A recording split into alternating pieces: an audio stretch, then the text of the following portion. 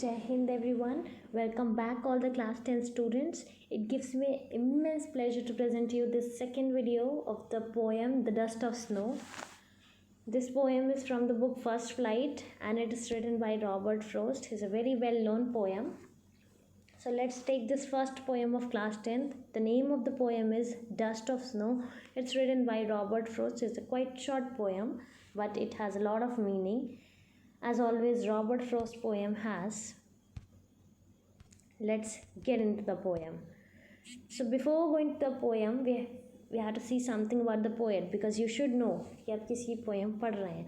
Robert Frost was a very famous American poet. So he was American born. He was born in San Francisco on March 26, 1874.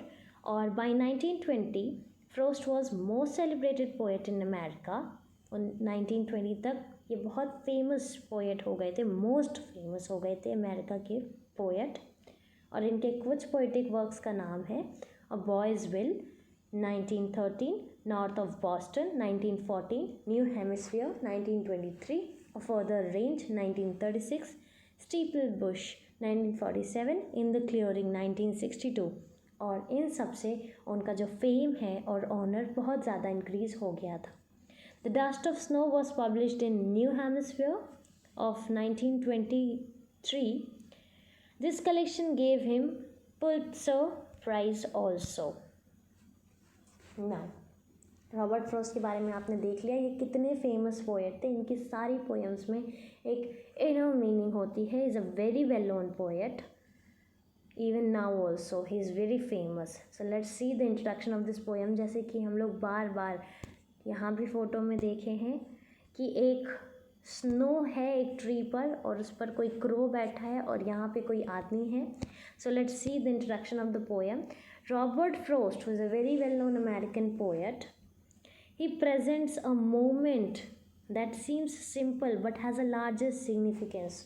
बहुत सारे moments आपकी life में आते होंगे जो बड़े नॉर्मल से होते हैं, पर यहाँ पे रॉबर्ट फ्रोस्ट ने उस नॉर्मल से मोमेंट को बहुत ज़्यादा सिग्निफिकेंट बनाया है, इम्पॉर्टेंट बनाया है. It's a highly symbolic poem.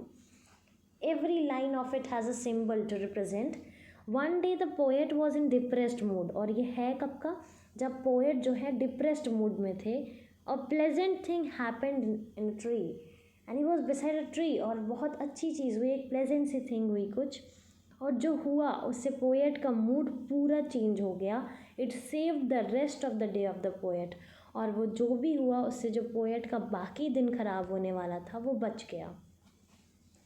इतने छोटे से मूड स्विंग के लिए पोएम क्यों लिखी गई है तो उसके पीछे कुछ सेंट्रल आइडिया भी होगा. जो पोएम है वो विंट्री डे पे सेट है. Means it was the cold season. और जो फर्स्ट स्टैंजा है वो नॉर्मल सी सिंपल सी नेचुरल हैपनिंग डिस्क्राइब करता है. The snow is falling heavily. The snowy flakes have covered the top of the tree. The poet standing under a hemlock tree. और वो जो ट्री क्या है वो कौन सी ट्री है? हेमलॉक ट्री है. The movement and lighting of a crow on that tree. एक मूवमेंट हुई. किसकी मूवमेंट हुई? क्रो की. Made the dust of snow fall on the poet. और जो स्नो फ्लेक्स थे वो पोएट पे गिर गए. अब इसका सिग्निफिकेंस क्या है? जैसे कि अभी हमने देखा जो पोएम है वो बिल्कुल सिंबॉलिक है. हर वर्ड में कुछ ना कुछ सिंबल है. तो जो क्रो है वो हमेशा किसका सिंबल होता है? बैड ओमेन का, अपशगुन का, इल ओमेन का सिंबल होता है. और जो हेमलॉक ट्री है एक पॉइजनस ट्री है. तो अगर उसको एक पर्सन से एसोसिएट किया जाए, जोड़ा जाए, तो वो भी एक ऑस्पिशियस चीज़ तो नहीं है, शुभ नहीं, अशुभ है. तो जो सेकेंड स्टैंजा है उसमें कैसे बताता है कि जो क्रो था वो भी क्या था? बैड ओमेन था. और जो हेमलॉक ट्री था वो भी क्या है? पॉइजनस ट्री है, ऑस्पिशियस नहीं है.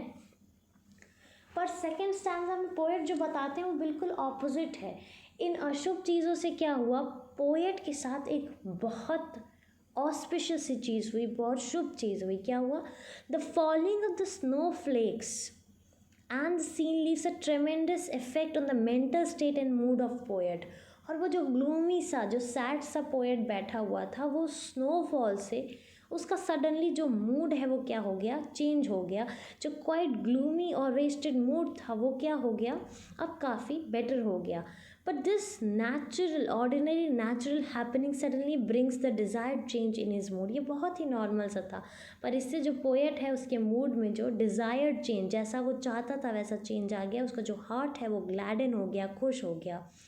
He regret as a whole day would have gone waste, but वो जो दिन वेस्ट होने वाला था वो बच गया वेस्ट होने से. और जो मोमेंट था स्नोफॉल का और जो उसका इफ़ेक्ट हुआ उसकी वजह से जो पोएट है उनका मूड चेंज हुआ, उनका स्पिरिट अपलिफ्ट हो गया और उसकी वजह से उनका जो दिन वेस्ट होने वाला था वो बच गया. See, this is the poem, a very short poem. So there are two stanzas. See, the way a crow shook down on me the dust of snow from a hemlock tree. See the rhyme scheme of the poem.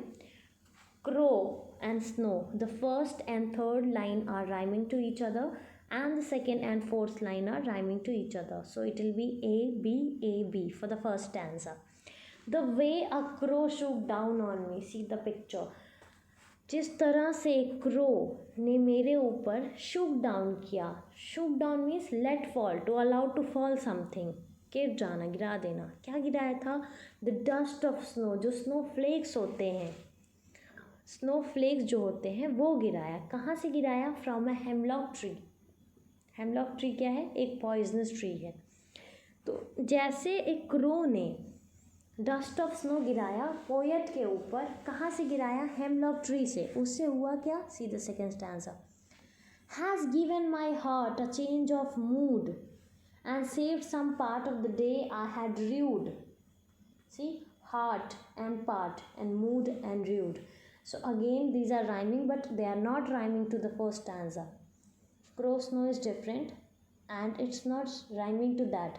So it has a different, means same rhyming scheme, but we have to use different alphabet. So you can use CD, CD. So what happens? एक crow ने shoot down किया. क्या shoot down किया? क्या fall किया? Dust of snow.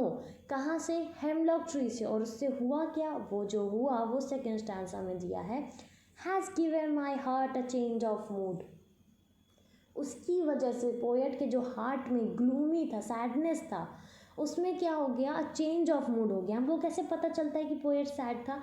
क्योंकि उसमें लिखा है and saved some part of a day I had rued. इस दिन का जो हिस्सा मैं बर्बाद करने वाला था. कब कोई पूरे दिन बर्बाद करता है? जब वो उदास होता है, तब कोई काम नहीं करता और तब वो दिन र्यूड करता है, रूइन करता है, बर्बाद करता है. तो पोएट कहते हैं कि वो जो part of the day ruin होने वाला था, ख़राब होने वाला था, वो क्या हो गया? बच गया. तो इससे हमें क्या पता चलता है कि पोएट जो है पहले सैड थे और अब क्या हो गए हैं? हैप्पी हो गए हैं. So it's written here, has given my heart a change of mood. So the mood changes from a sad mood to a happy mood. So what's the summary of the poem? The poet was in depression or in sad mood while he was standing under a hemlock tree, and he was thinking that his day had been lost. Somewhere it happened that a crow came. कुछ तो हुआ और उसे crow आ गया और जो कि branch पे बैठ गया. और जो पाउडरी स्नो था वो किस पे गिर गया? पोएट पे. ये जो सडन अनएक्सपेक्टेड इवेंट हुआ वो काफ़ी इनसिग्निफिकेंट था, बट उसकी वजह से बहुत सिग्निफिकेंट एक काम हुआ. क्या काम हुआ? जो पोएट का मूड था, it change the mood of the poet. He forgot all his problems all together and got busy in removing the snow from his hair and clothes. और वो हो सकता है ये सब चीज़ें हटाने में बिजी हो गया और जो सैडनेस था वो भूल गया.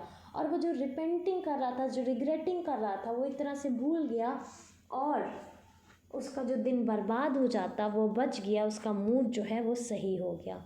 Word meanings: shook down means let fall, hemlock tree a poisonous tree, mood a state of feeling, saved यहाँ पर क्या है? Saved from being wasted, rued मतलब रिपेंटेड या फिर felt sad. Rhyme scheme A B है.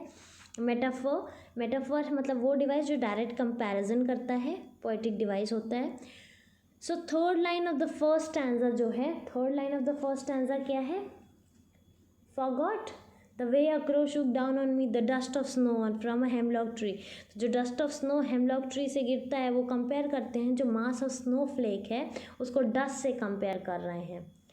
सिम्बॉलिज्म बहुत ज़्यादा सिम्बॉलिक है ये पोएम. कैसे? जो हेमलॉक ट्री है जो कि सिंबल ऑफ डेथ है और जो क्रो है जो सिंबल ऑफ बैड ओमेन है, ये दोनों जो अगलीस्ट है सारे बर्ड्स में, कभी क्रो पे गाना नहीं बनता है, लेकिन यहाँ पे क्रो क्यों यूज़ किया रॉबर्ट फ्रॉस्ट ने, क्योंकि ये दोनों नेगेटिव चीज़ें मिलकर लाइफ में कुछ पॉजिटिव करती हैं।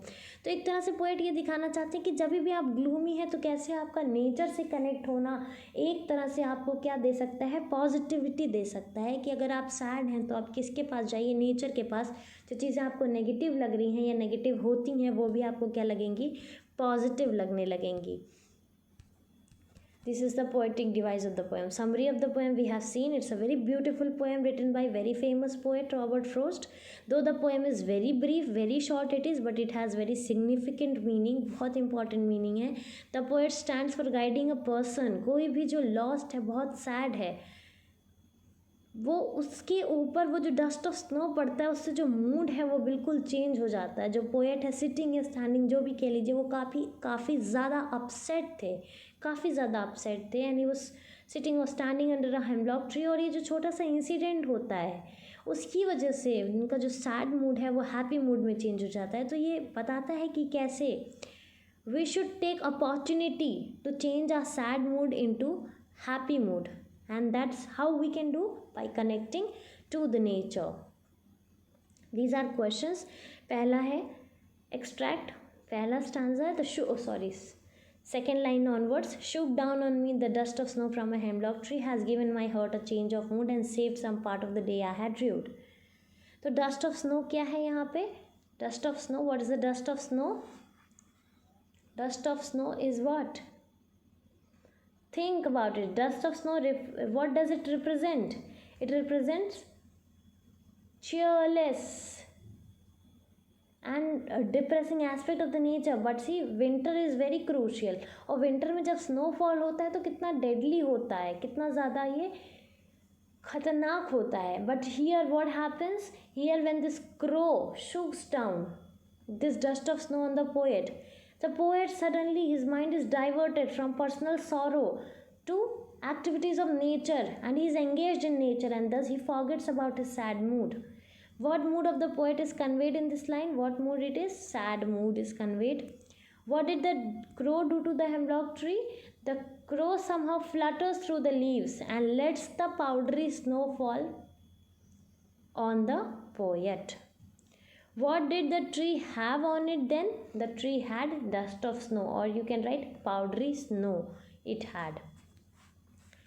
Also here one more extract is given, and the question asked is name the poem and the poet. The poem is Dust of Snow and the poet is Robert Frost. To whom does the word me refers to? The word me refers to the poet. What is significance of the crow and hemlock tree? Crow signifies bad omen, ugliness among the birds. Okay, both represent sorrow and misfortune. दोनों क्या represent करते हैं? Sorrow दुख और misfortune represent करते हैं. Okay, they stand for depression and despair. What happened when the crow shook the tree? Again and again the same question. What happened when the crow shook down on him? The sad mood of the poet suddenly changed into a good mood. Now these are short answer type questions. You have to answer in 30 to 40 words. Already all these things I have explained in the first video जो class 10th का syllabus description था. ऐसे types के question बनते हैं. What did the poet think of the day before the fall of dust of snow on him? जो अगर वो नहीं पड़ता तो day क्या हो जाता? ruin हो जाता, repent हो जाता, waste हो जाता. Central idea of the poem is what we have seen. How normal things in the nature, how things in the nature that we think are negative can bring about a positive change in your life. What do crow and hum? Again same question. What does the poet mean when he says saved some part of the day? Means whatever the day would have been wasted in sad and gloomy mood now has been saved. Where was the crow sitting? Crow was sitting on the hemlock tree. What did it do? It shook down the tree, shook the tree, and because of that the dust of snow fell on the poet. Now this is one question. Two questions are there that you have to do by yourself. DIY, do it yourself. What is the underlying message of for us in our hectic life from this poem? And also one question, our mental condition depends on our surrounding, जैसे हमें surrounding मिलेगा, जैसे environment मिलेगा, वैसे हमारा mood change होता रहता है. तो explain, you have to explain both of these in 100 to 150 words. And this third question has been done for you कि see there are times when we feel depressed and hopeless. Okay, we think that the things will never change, हमको लगता है कि अब चीज़ें नहीं change होंगी. Suddenly कुछ ऐसा होता है कि हमारी लाइफ में चेयरफुलनेस आ जाती है और वो जो सेंस ऑफ रिग्रेट है वो चेंज हो जाता है. तो ये स्टेटमेंट को आपको जस्टिफाई करना है with reference to the poem dust of snow. Answer is written here. For any doubts and queries you can just refer to the comment section और you can ask. That's all about this poem. Stop saying I wish and start saying I will. Start working hard by preparing one of this poem again and again. I'm telling you, you will be preparing one chapter for your board exam, for your class 10th. So very interesting poem it is. In the next video I'll be coming with the poem of the same poet, Fire and Ice, which is next to this poem. That's also very interesting poem. That's all for this video. Thank you. Have a very good day. Please do the question answers.